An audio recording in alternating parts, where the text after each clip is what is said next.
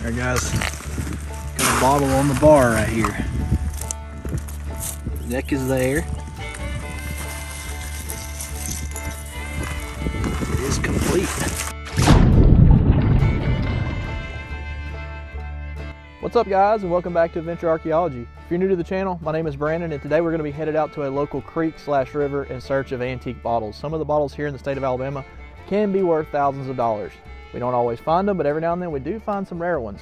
So let's go see what we can find. So this is the part that I don't typically film, and that's going through spider webs.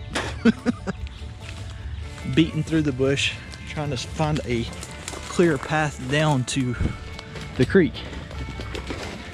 Sometimes it can be difficult, sometimes it can be easy. This is one of the more challenging spots, but I don't visit this particular spot very often just because of accessibility.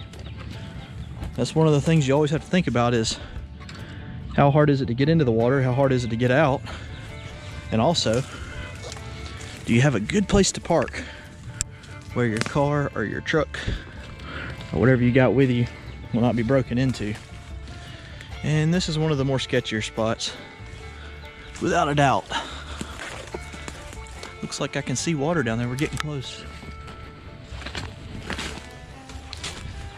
Looks like some kind of animal has been digging right here, probably an armadillo. Oh yeah, water's a bit high. We've had a lot of rain, but I'm gonna give it a shot. Let's go see what we can find. So my dad and I, we've been tag teaming the creeks, dividing the conquer, if you will. And he has been beating the pants off me. I'm talking about the last probably 7 days. He's found 2 hutches, a nice circle slug, and a poison bottle. I've never found a poison bottle in the creek before. There's a glass right there. Looks like a jar. Yep, more modern jar. But yeah, he's been doing really well. Set that there, grab it on the way back. The hutch he found was a Dixie Steam and a nice pictorial hutch. So I'm excited for him though. I just wish I could teach him how to use a camera, because then I could incorporate his footage into my videos. So I may be training my dad how to work a GoPro and setting him up with one here soon. He's scared he'll drop his phone in the water, and I don't blame him. That looks nice and old. Kind of got a bit of a cathedral shape to it. At least I'd say probably 1920s. That's a good sign. So maybe I can catch back up with him today. Find a hutch or two. Do y'all see it?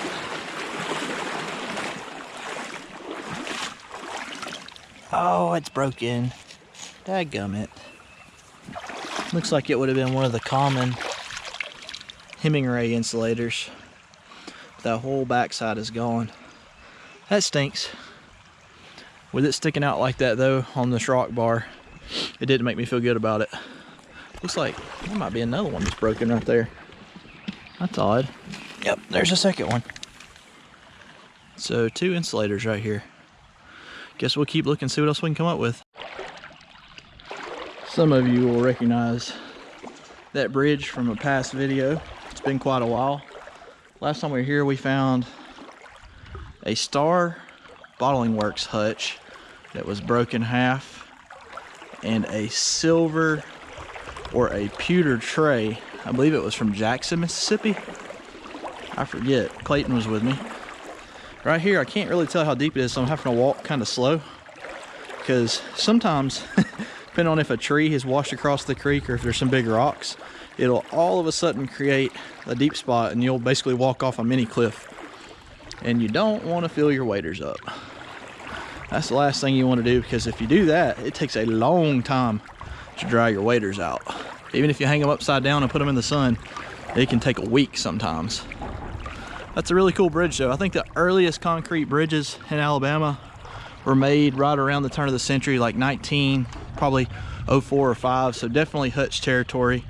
We're well above the town that I'm at now, but the hope is that somebody on a horse or an old car at the time period threw a bottle from the top of this bridge, and it got wedged in the bank someplace, or somebody was fishing here and it got wedged right here, and it's just waiting on us to come moseying right along and pick it right up.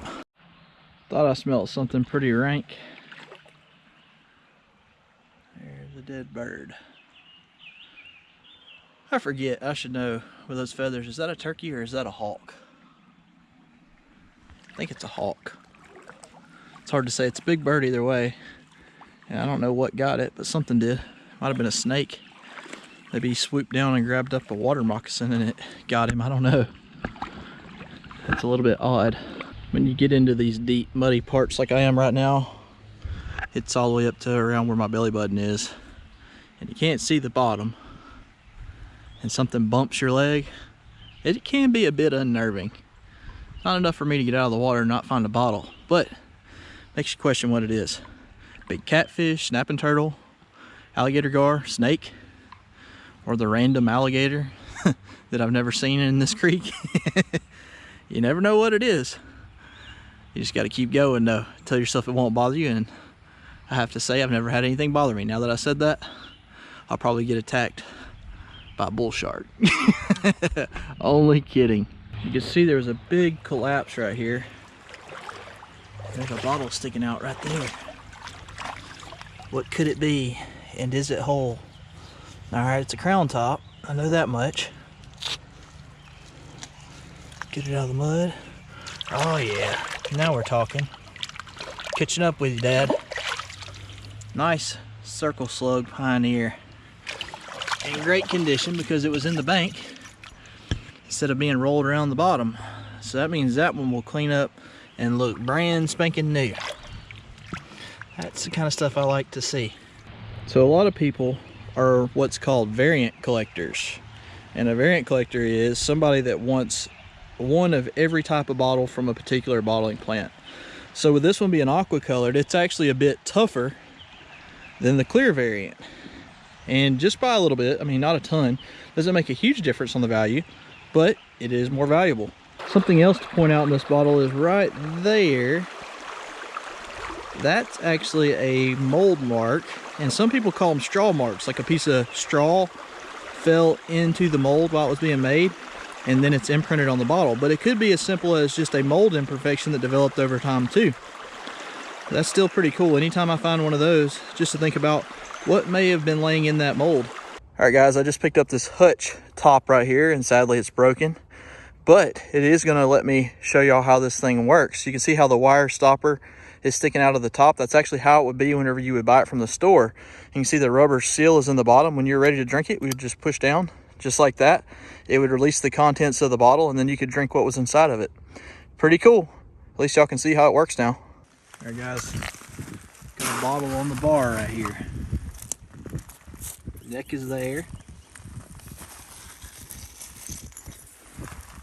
It is complete. Wash it off, man. This water's frigid today. Let's see what we got. That's a straight side Coke. Property of Coca-Cola Bottling Company, Birmingham, Alabama. It's been in there a pretty good while. It's pretty rashed, but it's complete. This time of year, the moss starts to grow back in the creeks. I'm not sure if y'all can see it, but that's brown moss all on the bottom. Now, the only good part about that moss is it actually shows you where the current is the strongest, because the moss doesn't grow there.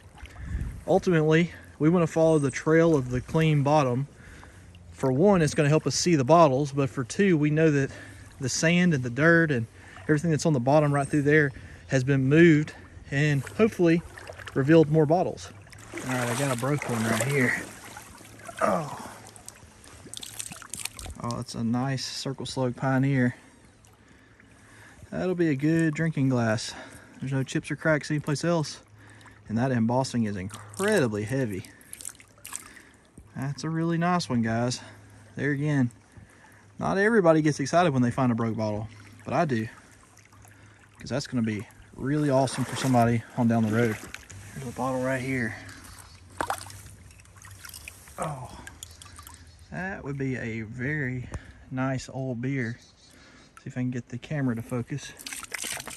On the bottom